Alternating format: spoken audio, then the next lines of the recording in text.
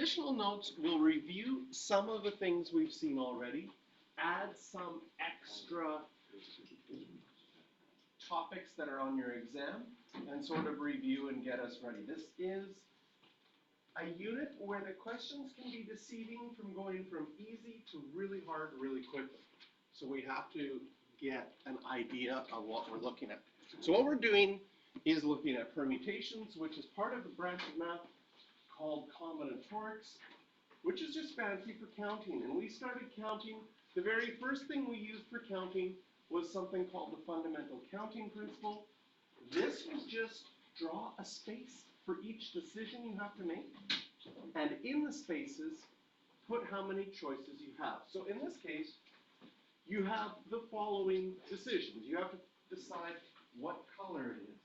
You have to decide what kind of transmission you want, and you have to decide the interior. Now, in reality, in a car, there's a lot more decisions. If you wanted to pick everything, you have a lot of decisions to make, and the car companies have to be able to make so many different cars.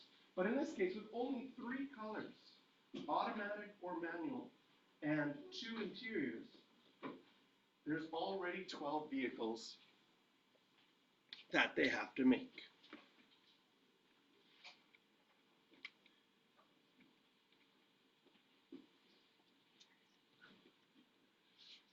Now, how many numbers, you'll have to pick up the stuff from over there.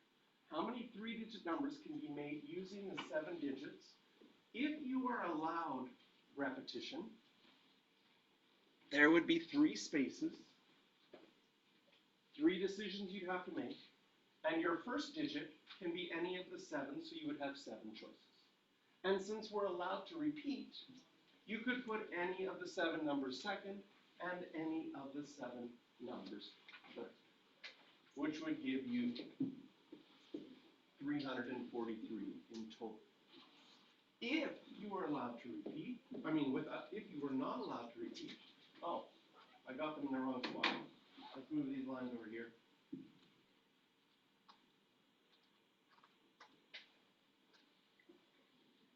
With repetition, they would all be 7s. If you were not allowed to repeat, well then you would still have 7 choices for your first digit. But you've used up one of them. You don't know which one it is. It could have been a 1. It could have been a 5. It could have been a 6.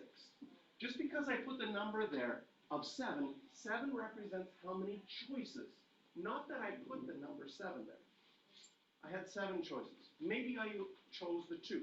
Maybe I chose a 7. But whichever one I chose, if I'm not allowed to repeat, does it make sense that now there's only 6 numbers left? And now you've used up 2 of your numbers. How many choices would be left for the third one? 5. And we saw that this was the same as 7p3, 3 spaces starting with a 7.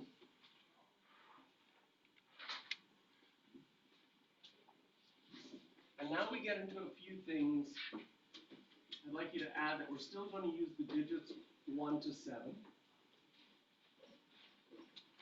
And now we start to get in some of the new stuff that comes out the textbook didn't have as much of. How many 3-digit numbers are even?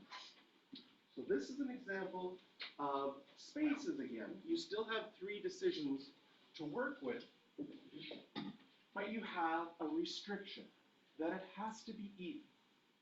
And this can cause us problems.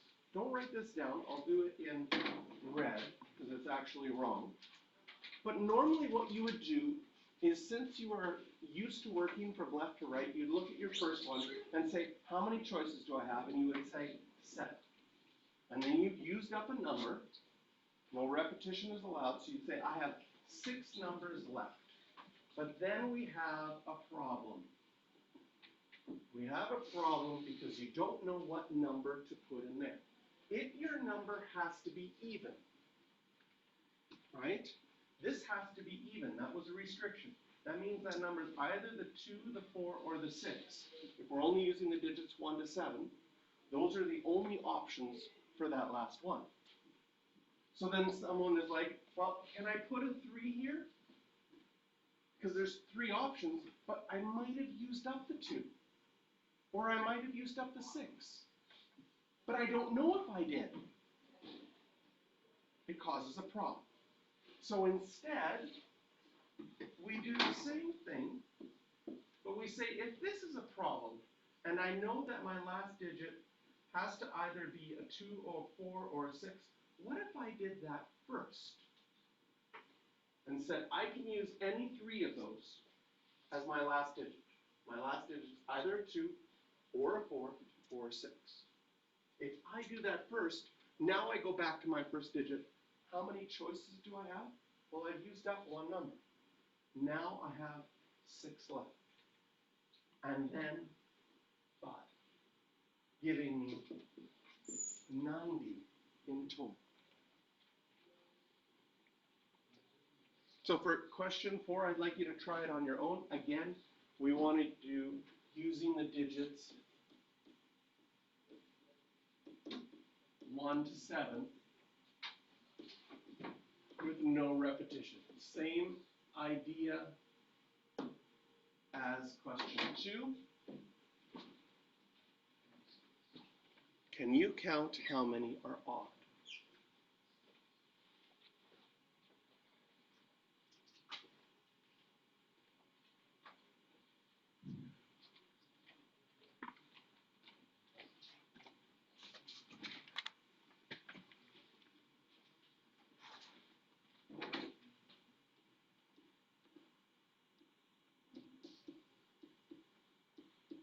So what we usually do with the restriction is under the choice or under the decision that has a restriction, we write out something that tells us about the restriction. I like to list the numbers. Could be 1, 3, 5, or 7. I'll deal with that first. Gives me 4 choices there. And then you've used up one of the numbers from 1 to 7.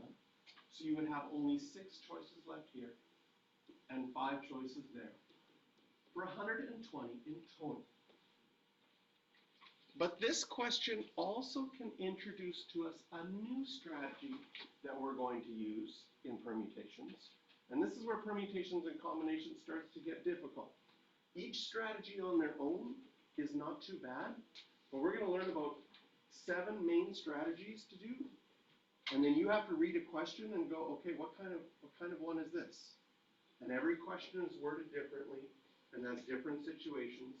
And sometimes you'll have multiple strategies combined together.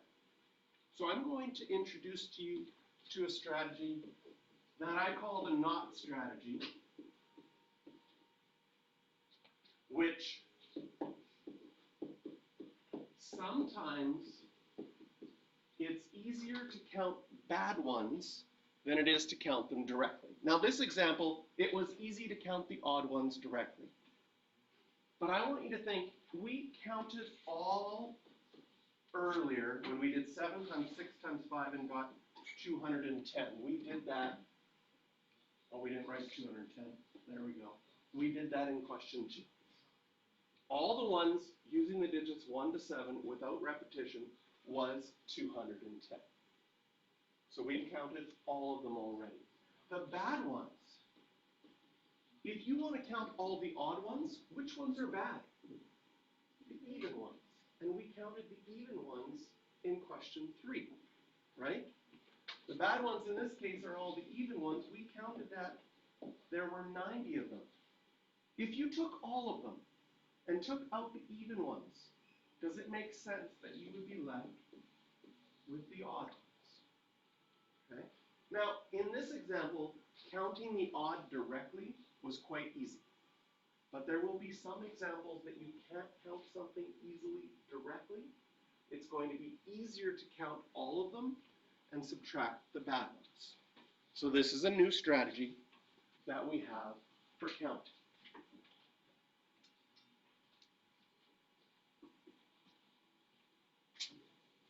I'd like you to set up your spaces, write your restrictions down, and put your numbers in for this one. Okay. First of all, did you make 3 spaces? Did you realize you have 3 decisions you'd have to make? Are there any restrictions on this one? Yes. It's a tricky restriction, but can you see that you cannot start with 0. Because if you start with a 0, like 057, that's not a 3-digit number. It's a 3-digit code. This unit's going to be bad for this. We're going to talk about numbers, but 57 is a 2-digit number, and we never write 57 as 057. Okay? But if it was a code, like to get into your garage, where you have to push into a keypad, then 057 would be allowed. Because you can have a code start with 0, or your bank card PIN, right? I was going to say, does anybody have a bank card PIN that starts with 0? And I slowly figure out your bank card. Okay, so this is not a 0. Giving you 9 choices, because you take out the 0. Of the 10 digits, we took out the 0, there's 9 choices. Now, without repetition, whatever number you chose is now taken out, but we add the 0 back in, and there would be 9 choices again for the second. Because here's one possibility. It's like you chose the 3. The 3 is gone. That's why there was, right? There's 9 choices because you could choose in this green box to start with. You can't choose the 0. You have 9 choices. You chose the 3. Now for the second one, you add the 0 back in. You see that you still have 9 choices of numbers. And now you've chosen 2 of them. Maybe the second one you pick the 6. Leaving you with 8 choices for the last. Yes?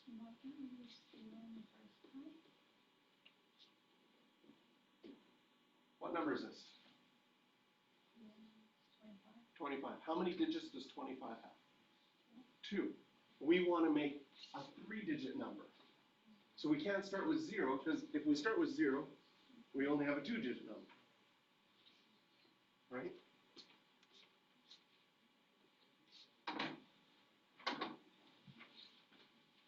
Right? You can say, I'm so old, I have 3 digits in my age. Just the first one's a 0. No, that's not really how old you are. Right? That would be misleading. Okay. And we've learned factorial notation. And algebraically with factorial notation, we need to know how to simplify without a calculator. Without figuring out this is 5,040 divided by 120, and that's hard to do. Will we do this on a piece of other cards? Yes, all the extra notes are there. I was wondering why everyone else had a paper that I was just Yeah.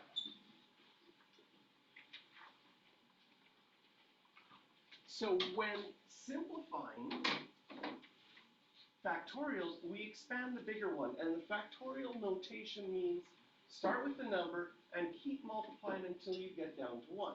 Now I could go all the way down to 1, but since I have a 5 on the bottom, when I get to 5, I put the exclamation mark back to say it would keep on going, but why write it all out when I can simplify and get 42? That's a lot easier to get 42 that way than to take 5,040 divided by 120 and slowly reduce your fractions. Okay?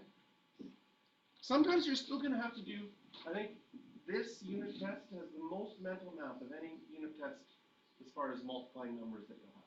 Like this B could come up on the mental math part. So I start expanding the biggest one, which is the 10. And I keep going, and then I say, oh, I'm going to stop when I get to the 6 factorial, because I have a 6 factorial on the bottom. Those would simplify, but I still have a 4 factorial on the bottom, so I might expand that one as well.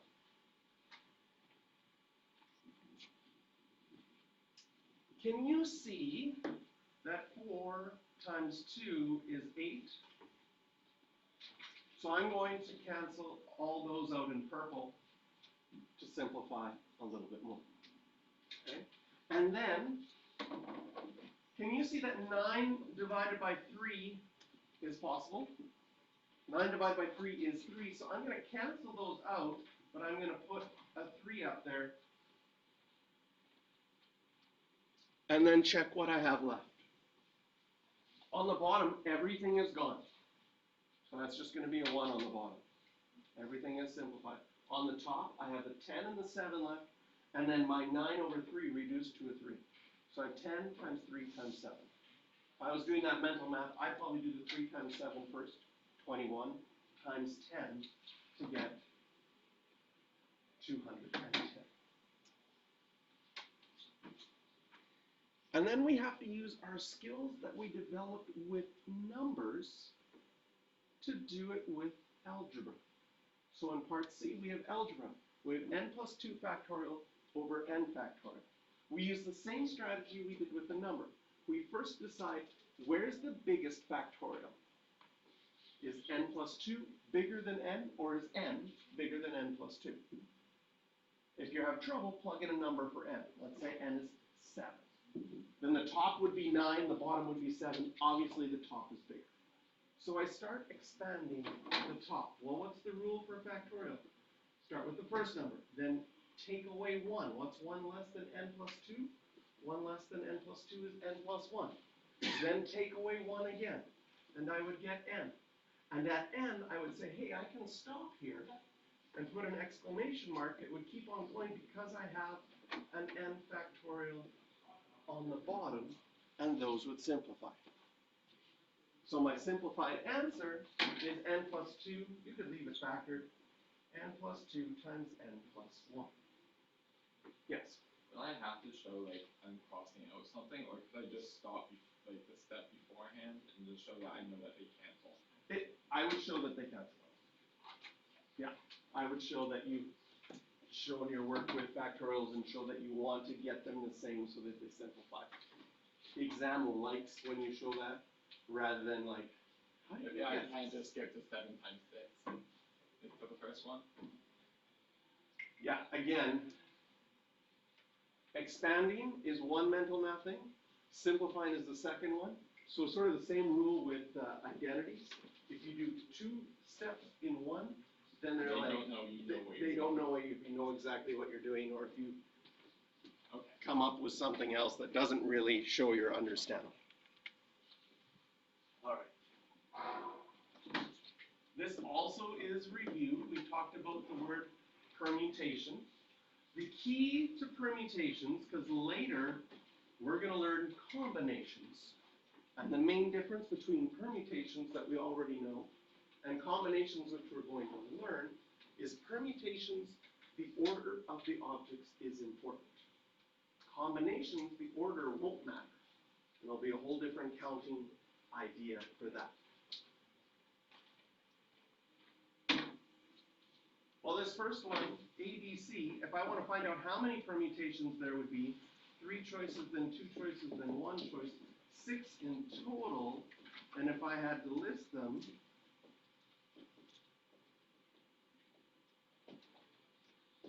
I'd probably be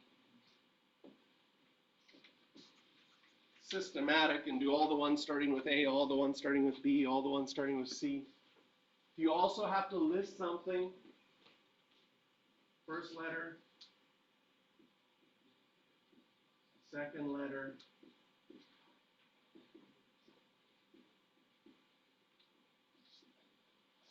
and then third letter.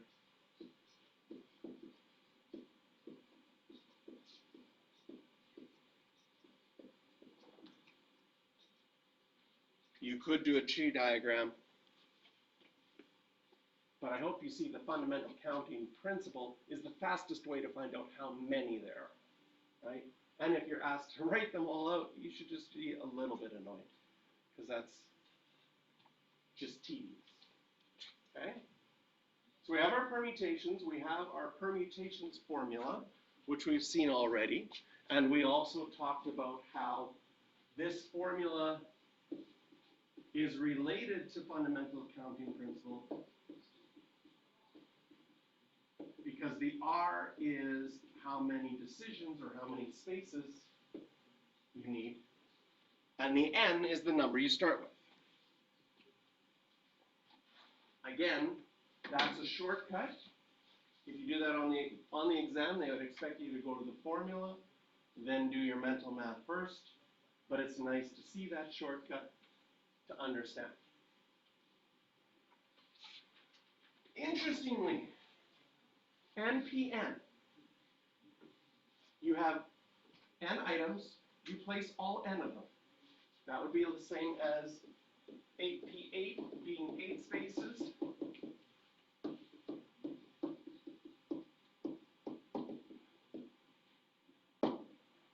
Would be 8 factorial.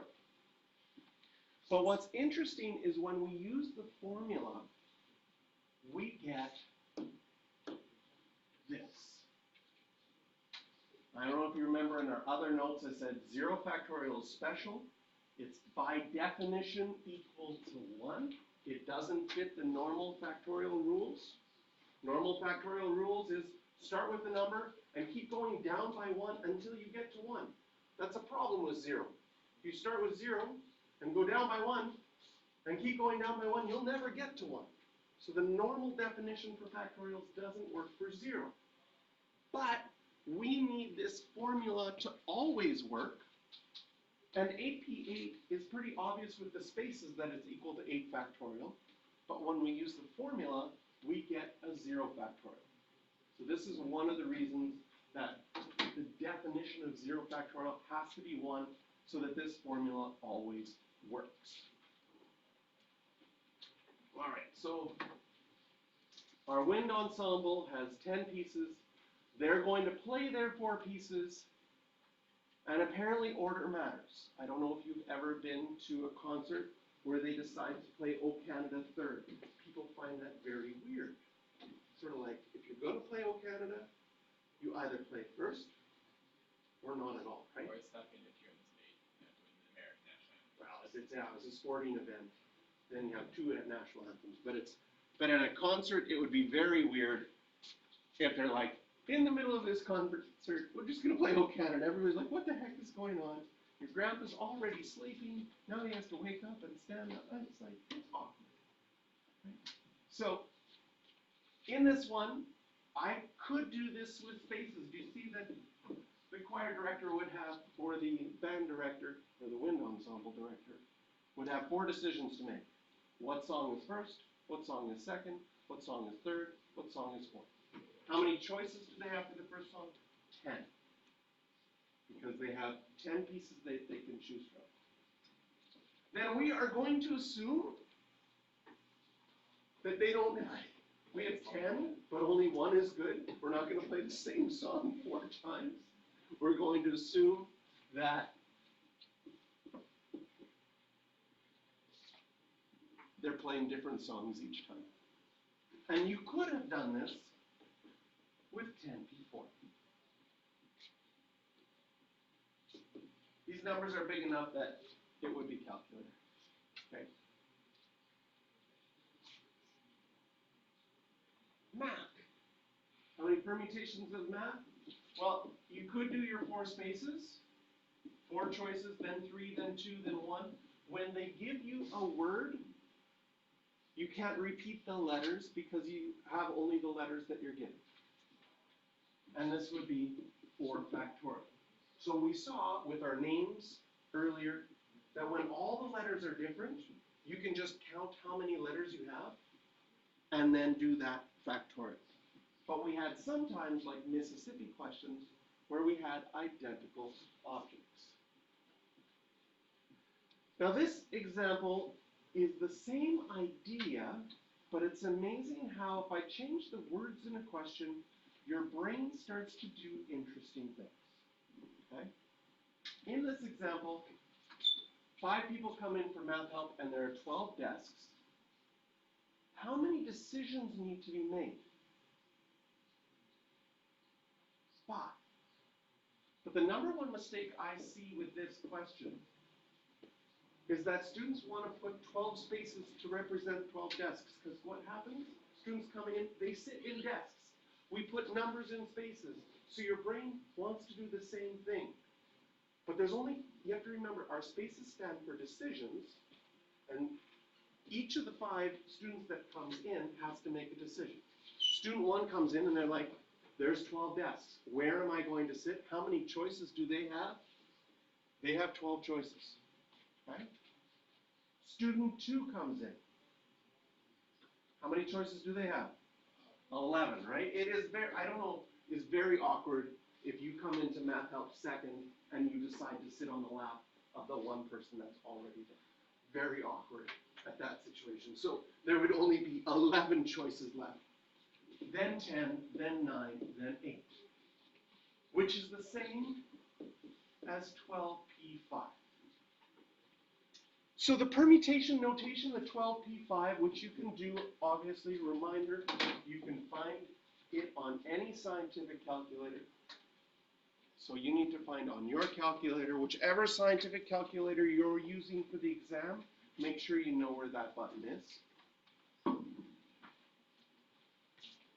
On your graphing calculator, we type the 12 in first, then hit the math button, go over to probability, and hit the 5. We'll just slowly wait for the calculator to load. There we go. So I would hit 12 first, then the math button, over to probability number 2 is NPR, and I can write 12p5. Whew, 95,040. Different ways those students can come and sit when they come in for math. Okay. Again, I'm going to say the order matters because if you come for math help and sit in the back corner, you might not get as much help because you're so far away than sitting up at the front.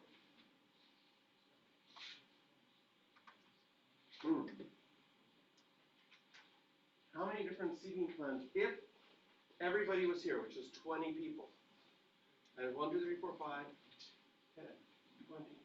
We have 30 desks.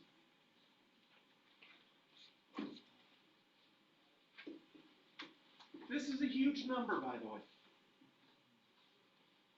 One time, for fun, because I have the seating plan and I have it random. So it was a new month, and I hit it random, but I said, if you can guess the seating plan exactly. This is hard because you have to know everybody's name in class. That was challenge number 1. But if you can guess the seating plan correctly, I said, you get 100% in this class. I shouldn't put this on video because I wasn't allowed. I'd be fired if I actually did. Okay? But luckily nobody did. And I didn't include the extra desks, so I basically just made it 20 factorial. Because there would be 20 spaces, you had to just guess the order of the students in those 20 spaces. So that's a pretty bad reward for getting that lucky. But I said, if you get this right, you get 100%, you don't even have to come back the rest of the year. I'll just give you 100% grade 12 pre-calculus, send you off to university. You can fail first year calculus because you didn't come to the rest of class. But that's okay. You're going to get 100%. And I started with the person in the first, they would guess, and I would let them guess until they got it wrong. So actually, later on, you had a little bit, like if somebody else guessed the first person right, right, going last, you had a little bit of an advantage. And I don't know if this was me or not. I thought it was kind of funny. But when I got to the 6th person, and they started guessing, I was like, yes. And I just kept going through, like they got them all right. And they got to the end, and they're like, really? I was like, no, I was just joking. You didn't even get one of them right. Is that kind of mean? That was kind of mean. I don't know. I shouldn't do that. But 20 factorial, like, do you know how, oops, that's not the calculator. Do you know how unlikely that is? 20, math, go over to probability. If I hit the factorial button, okay, let's look at this number, 2.4329. 1, 2, 3, 4, 5, 6, 7, 8. How many numbers did this actually do? 8. 1, 2, 3, 4, 5, 6, 7, 8, 9, 10, 11, 12, 13, 14, 16, 17, 18. That's a huge number. If you want to read it correctly, that is 24 octillion, about. That's a big number. Your chances of getting that right are so astronomically small, but still possible, right? But very small. Especially if like you're going mass and say like 6 people got the first 1 in couple right. 24 octillion. 1 in 24 octillion. Not your chances of winning. Oh, we're gonna figure out our chances of winning the lottery in this course. It's gonna be good times. And we're gonna buy that many tickets and soldiers. Yes, we can. No, you can actually guarantee. We can guarantee that we can win the lottery. We can figure out how to do that. It's expensive, but possible. Can we buy a lottery ticket with our I can buy a lot of knowledge and then split it if we get it right? There we go. Yeah, we should do that. That would be fun. I don't know if I'm allowed to do that either. Right? If you happen to buy yourself a lottery ticket and happen to look at it in class, who's gonna stop you? Can happen to split it with all my students. You happen to feel generous and Yeah. give back That's right. because we had a hard test. Mm-hmm. So I want you to take out this word, and we're gonna match it with our textbook because I actually like the textbook's words better than my original words. Permutations with identical objects. This was the Mississippi questions.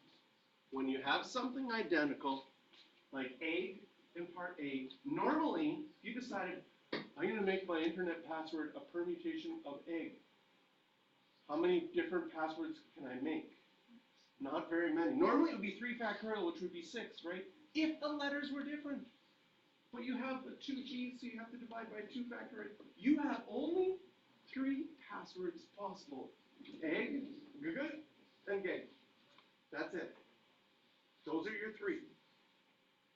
And that's not even enough for me to get to that part in the password where they said you've tried too many times. This is your last try and we're going to lock your account. Do you ever get that? Oh, so frustrating. Like, come on. It's either that or the Pablo was like, when you're trying to reset your password, it's like, you've already used this. I know that's what, like, I think Ticketmaster is the worst for that. I get so mad at Ticketmaster, I'm like, I just want to go to this concert. So I try to log in, and they say, we're sorry, your password is wrong. Okay, maybe it's password number 2 that I usually use. Password number 2. We're sorry, it's wrong. You're like, come on. Because like password 3 and 4, like I don't even, it's like, I don't know. So I'm like, and it's getting to that one more attempt and you'll be locked out. You're like, oh no. So you like reset. You're like, okay.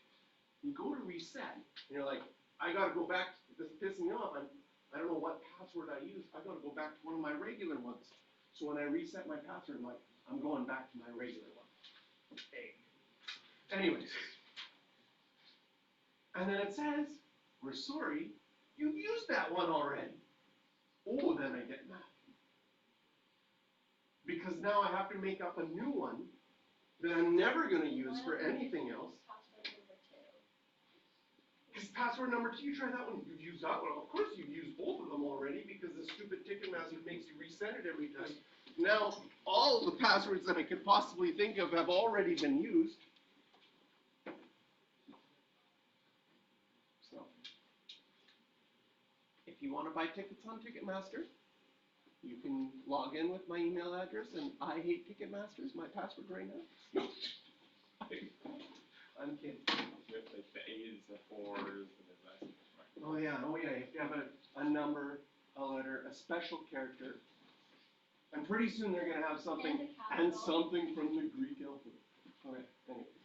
1, 2, 3, 4, 5, 6, 7, 8, 9. Normally, Mississippi would be 9 letters, which would be 9 factorial.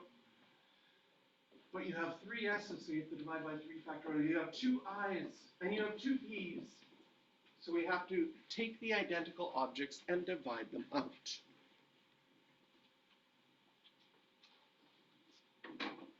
And identical objects can show up in different ways. Okay? So the first thing you have to ask when you're reading a question where there's more than one of the same thing is, are those same things identical or are they different? This one, a contractor sold homes of type A, B, and C. And these are identical. So how is this like a Mississippi question? Well, 3 of model A, 4 of model B, and 2 of model C all the houses were different, this would normally be 9 factorial, but you have 4 A's, no, you have 3 A's, 4 B's, and 2 C's. So this is how many ways you could arrange the houses on the street. Strategically, I wouldn't put all 4 A's in a row, then all 3 A's, then all 4 B's. It would look kind of bad on the street if you did it that way. Yes? For the last question, we can't just leave it like the 9 exclamation marks under 3, 2, 2, right? We would have to like simplify. You would have to, if it's, usually these come in multiple choice. Sometimes that multiple choice will leave it like that, and then you just have to circle it if it's non-calculator. If it was calculator, they'd probably put it in. You have to be careful when you type this into your calculator that if you just did this, 9 math factorial, divide by, and then you're like on the bottom, I know that some of these ones I said before, it's nice if you know what they are, 6 times 2 times 2, you're going to get this wrong. Because if you write it this way, you would need an extra set of brackets, because it's divided by all of those things. So if I typed it this way, I'm going to get it wrong. If I typed it, but I remembered the brackets,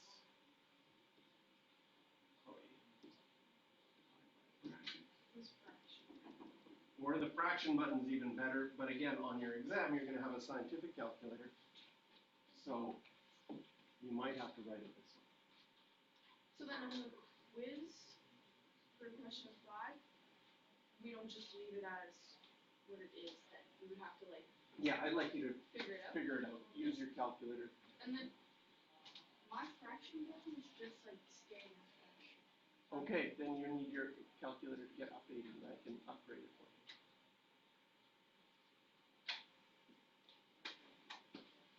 Alright, when we did one of these before, John lives 3 blocks north and 6 blocks east of school, so I'm going to draw my grid here.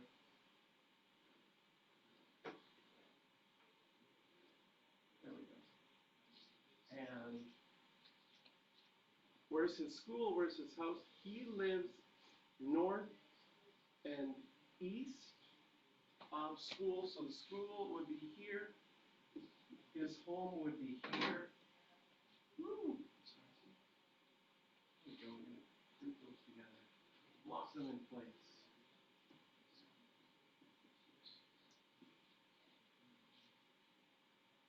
Slowly lock them in place.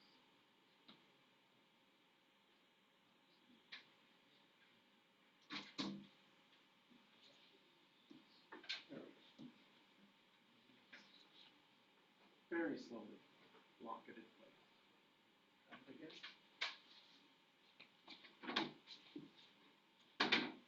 Yeah. I lock it. I can erase things and not have that get erased, which is very nice. So why is this an identical objects question? Because any route that you choose, will have, this one happens to be north, east, east, north, east, north, and then, right? Nay. That's the route. Perfect. That would be one of the routes. Why is this a Mississippi question? Because we could arrange the north and the east in different ways, but we do have some identical objects. So we count how many letters there are. There are 9 of them. We have 3 N's and 6 E's. This would be the way that we could count. And we also learned, right, the technique of counting. I started the school. All of these straight paths would be 1. Because the only way you could get to this dot, assuming John is not an idiot and doesn't backtrack, there's only 1 straight line to all of these dots along here. But if he wanted to go to this spot, now there would be 2. And remember that technique where we could add up the previous paths? plus 1 is 4. 4 plus 1, 5. 4 plus 6, 10. 6 plus 10, 20, 15, 6, 7, 21, 35, 28, 56, and finally 84. And if you would have typed this into your calculator, you would get 84 as well. Sometimes these questions add a little twist. Okay? John is walking home from school, but now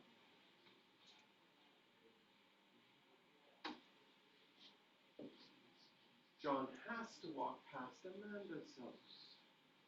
Ooh. So now our spaces or our counting with the letters is a little bit more complicated. We may choose to just say, well, now these places are no longer options, right? John would never go there because he's having to go past Amanda's house. There would still be one choice, two choices, one choice. This would be 3, this would be 4, and there would be 5 ways to get to Amanda's house. Then right above Amanda's house, this intersection here would be 5 plus, well, this is a 0, right? Because he never goes there, so this would still be 5, and this would still be 5, and this would be 5, and this would be 5. This one will be 10, and 15, and 15, and 30. So now, if John has to walk past Amanda's house on the way home from school, there's only 30 ways he can get home. Then we could add a part C to this. We could add the not strategy. Something happened, and John is no longer allowed to walk past Amanda's house on the way home. Oh no, this is not good. How many ways can John walk home now if,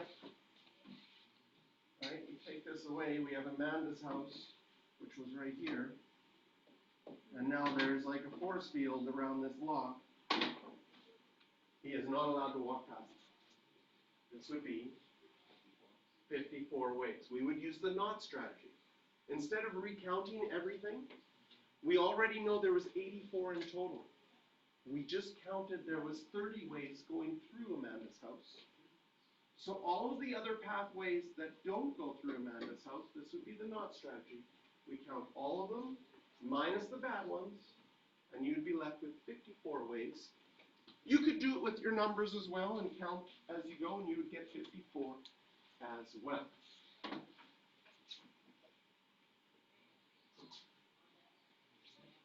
Okay, this is a new strategy. We'll just call it, we can take this restriction word, we'll take it out, because we have identical objects, and now we have a new strategy called grouping. And I'll read the question out first, and then we'll describe the strategy. All right? I want to arrange my 4 different calculus books, 5 different algebra books, and 4 different geometry books. So when I write a test question for you, because grouping and identical objects can sometimes get confused with each other. Identical objects is if they were 5 identical calculus books. Oh, or 4 identical calculus books. That would be kind of dumb. Why do I have 4 of the same one? Right? So we're going to assume these are all different, but you know how you would sort of like, oh, this is a category. I want to keep these together. I want to keep these things together. I'm trying to think, like 20 years ago, if I was connecting to students, people like, oh, you have a music collection, right? So people would have CDs, so they might have different genres of CD, but you don't have CDs and it's all like digital. So like, is there anything that students today would actually have a collection of that have different categories? You still have stuffed animals, probably. You've got like your farm animals and your safari animals and animals that would probably eat meat, like just all over the place. Well, wouldn't you just add this? Maybe just clothes, right? And Yeah, like, everybody's, they have jeans it's and true, then students or- still wear clothes, this is a good thing. And so you might organize your closet in, right, you have your like nice clothes, work clothes when you have to help in the backyard with your parents or something, school clothes, weird clothes for special situations, and those might get organized. Perfect. So that's a grouping kind of idea. When you're counting a question with grouping, the very first thing is you say, how many groups do you have? In this case, I have a group of calculus, algebra, and geometry.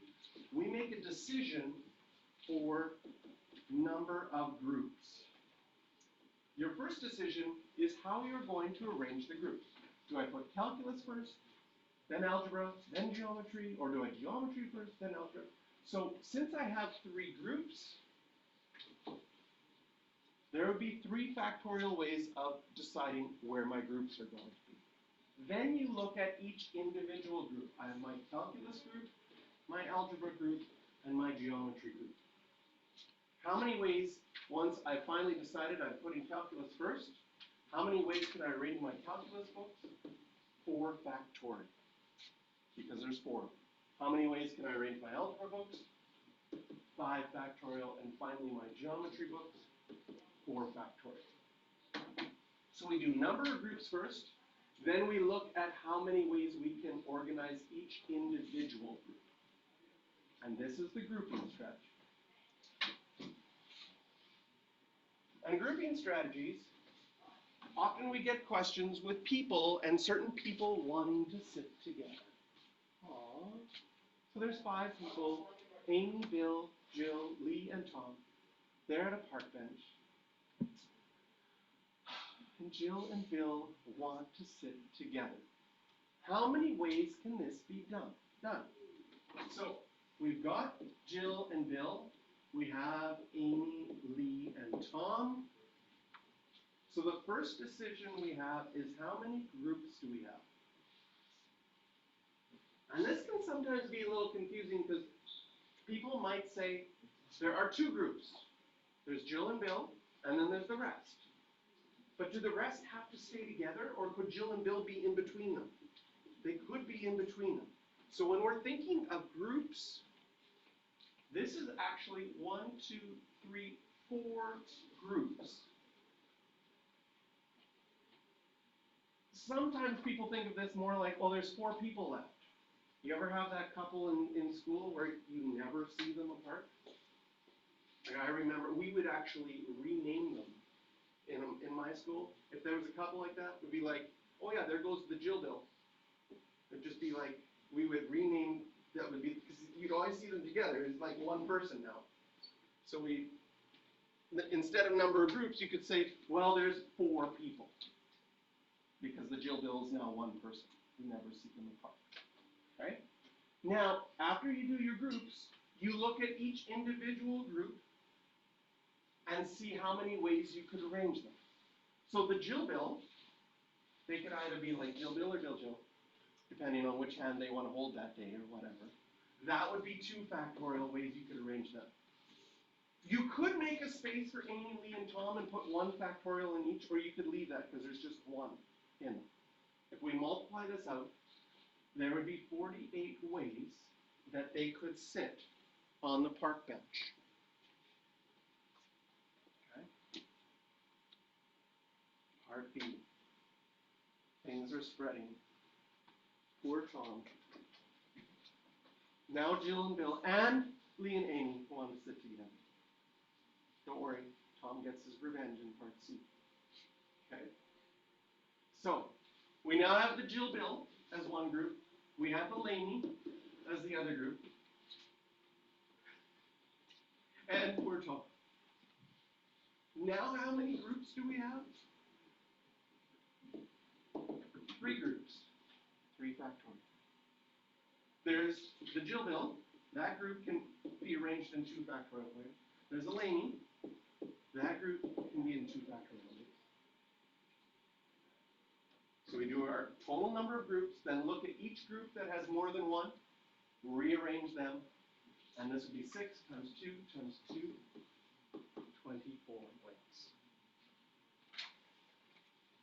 Actually, I shouldn't have called them Laney, because Lee and Amy are actually pretty good. They're not always together, and they still have their individual friends, and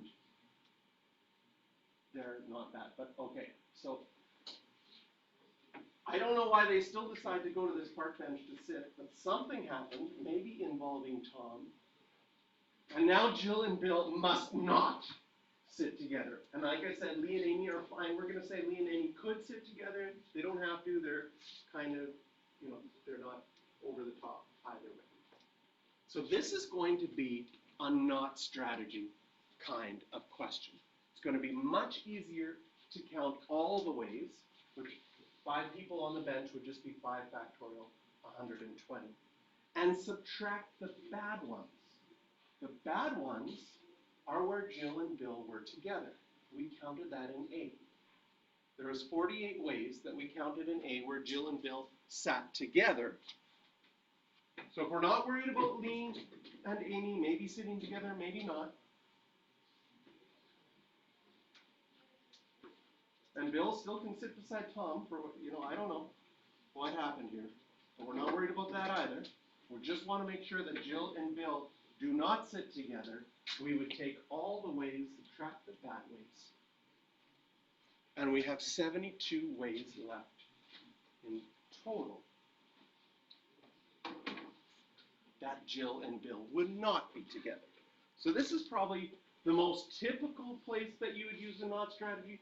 And usually the reason I call it the not strategy is usually this shows up in the question. The not strategy, they say something must not happen. Well, then it's usually easy to count all the ways, count the ways that it does happen, and subtract. Okay? There's also going to be questions later on that say, how many ways have at least one of this?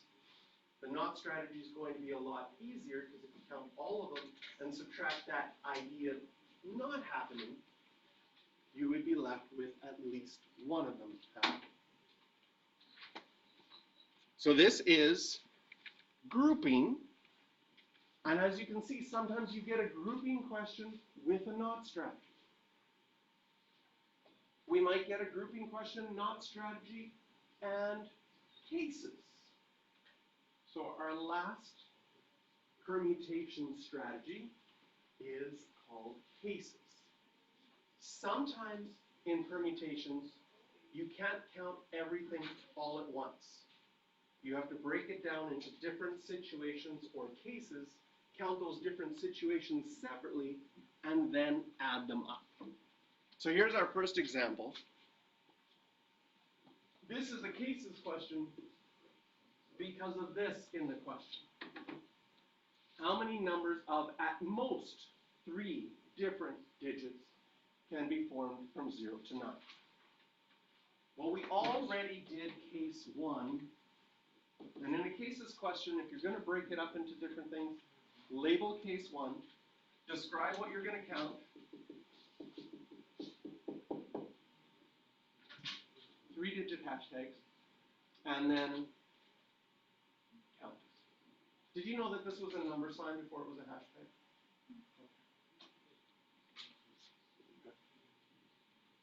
So I have 3 spaces. There's a restriction that this is not 0. 9 choices, then 9, then 8. We counted this already to be 648 earlier today. But that counted only 3-digit numbers. What haven't we counted? 2-digit numbers. So make that case 2.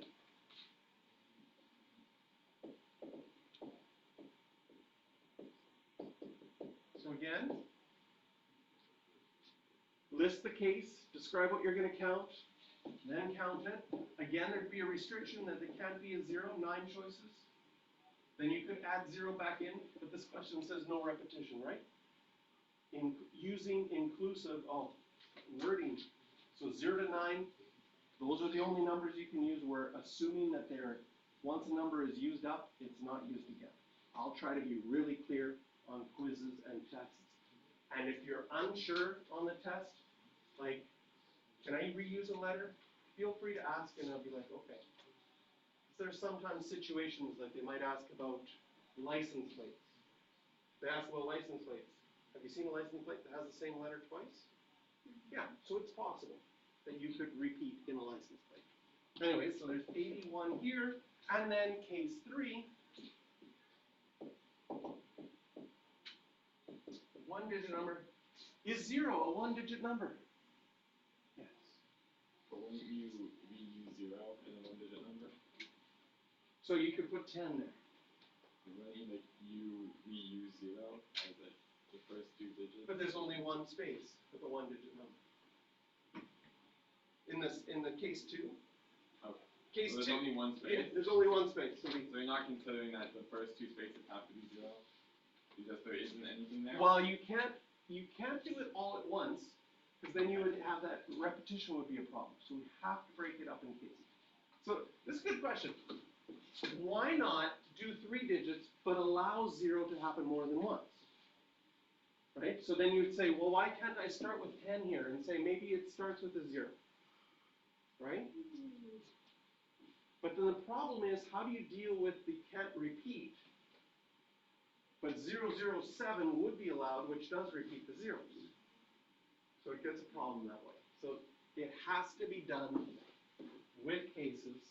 And with cases, once you've separated it out and counted things separately, how are you going to find the total?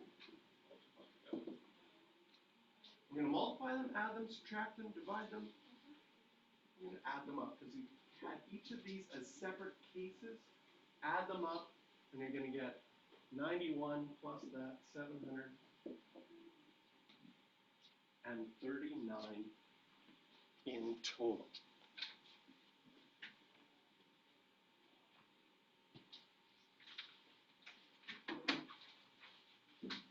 This is the idea of cases. Sometimes you can't count things all at once. You have to break it up into separate cases. Most typical kind of question look like this with numbers. And sometimes you'll have cases built in with the restrictions idea. In particular, when you have 2 restrictions that overlap. So you try to count this directly. How many 3-digit numbers using 1 to 5, no repetition, greater than 300 or even, and don't write this down, I'll do it in red. If it's greater than 300, does it make sense that your first digit has to be a restriction, a 3, a 4, or a 5? If it's even, there's a restriction on your last digit, which is a 2 and a 4. And the restriction strategy says, deal with your restriction first. But you have 2 of them. So which one do you deal with first? Well, let's say you deal with this one first. And say, I have 3 choices there.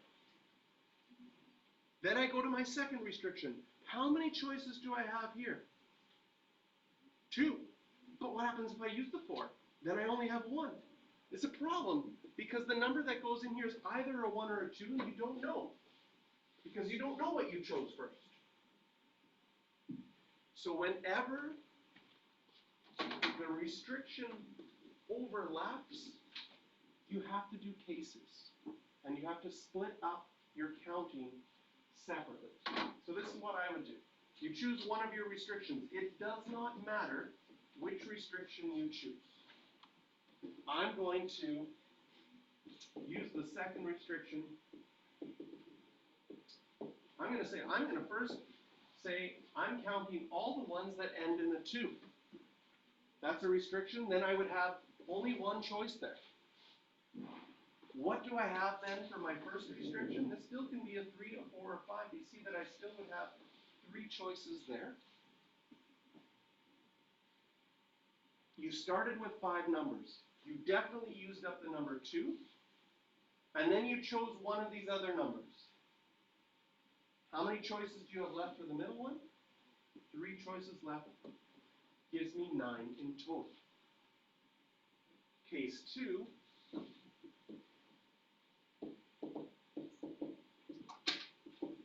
What haven't I counted? Ending with a 4. But now my first decision can only be a 3 or a 5. Because the 4 was used. Give me only 2 choices. I've used up 2 numbers, there would be 3 left. gives me a total of 15 when I add them up. Yes. Wouldn't that middle one be a 2 though? How is it sure you can use up one of the first ones? Like, you're wondering about this number here? Yeah. Okay. So I had the numbers 1, 2, 3, 4, 5. Okay. And I used up the 2 for sure. And then when I went to the first restriction, which is 3, 4, 5, I didn't use up all 3 of them. I had 3 choices. I chose one of them. Maybe I chose the 5. So you still have. So I still would have any of the other 3. If I chose the 5, this will be a 1, 3, or 4. If I chose the 4, this one could be a 1, 3, or 5. There's still 3 choices, no matter which one I chose for my first. Okay? Okay, we're going to end there with our video.